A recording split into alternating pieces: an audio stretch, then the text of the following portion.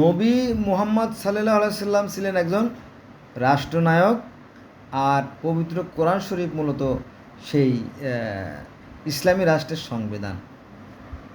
এর একটা দুইটা আয়াত বা একটা জিনিস দিয়েই কিন্তু সমাধান সম্ভাবনা অনেক জানা দরকার আর কি। দেখেন আল্লাহ পাক তার পবিত্র কোরআন শরীফ কী বলতেছে শোনেন। সে তো কষ্টসাধ্য পথ সে তো কষ্টসাধ্য পথ অবলম্বন করেনি। কষ্টসাধ্য পথ তো সে অবলম্বন করেনি। এটা আছে 11 নম্বর আয়াত সূরা বালাদের। 12 নম্বর আয়াতে বলা হয়েছে, তুমি কি জানো কষ্টসাধ্য পথ কি? কষ্টসাধ্য পথটা আসলে কি তুমি কি জানো? এটা প্রশ্নবোধক চিহ্ন আছে এর শেষে। কি সেটা? সূরা বালাদের 13 নম্বর আয়াতে বলা হয়েছে যে এ হচ্ছে দাস মুক্তি, দাসকে মুক্তি করে দেওয়া।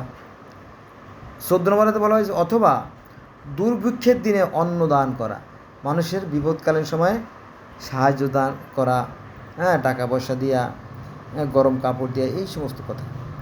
এবং সূরা বালাদের 15 নম্বর আয়াতে বলা হয়েছে যে কোনো পিতৃহীন আত্মীয়কে, পিতৃহীন আত্মীয় স্বজন বা এতিম তাদেরকে সাহায্য করা। 16 নম্বরে বলা হয়েছে অথবা দরিদ্র নিষ্পেষিত নিঃসঙ্গকে সাহায্য করা। এটা আছে সূরা বালাদ আয়াত নম্বর 13, 14, 15, 16 পড়ে শোনালাম। ঠিক আছে। এই যে দান খয়রাত সাহায্য সহযোগিতা এগুলো কাদের করতে হবে?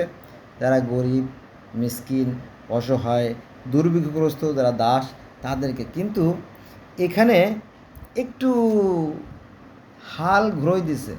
হাল ঘুরোয় দিয়ে এই দান খয়রাতের টাকাগুলো কোথায়? মাদ্রাসায় নিয়ে যাচ্ছে। মাদ্রাসায় নিয়ে কি হুজুর তার নিজের পেট ভরতেছে, তার সংসার এর পেট ভরাচ্ছে।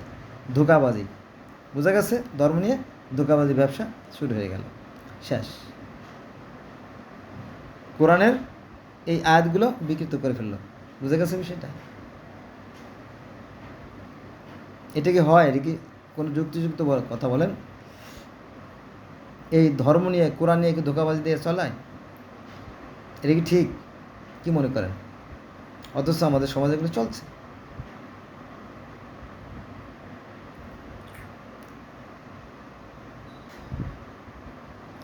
এবার সূরা শামস আয়াত নম্বর 9, এখানে আল্লাহ পাক বলতেছেন যে নিজেকে পবিত্র করবে সেই সফল কাম হবে। যে নিজেকে পবিত্র করবে সেই সফল কাম হবে। এবং সূরা শামসের 10 নম্বর আয়াতে আল্লাহ বলেন কিন্তু কলুষাচ্ছন্ন করলে ব্যর্থ হবে। যদি কারো অন্তরকে, তার দিনকে, তার মনকে, তার হৃদয়কে যদি কলুষিত করে ফেলে তাহলে সে কী হবে? ব্যর্থ হয়ে যাবে। ঠিক আছে।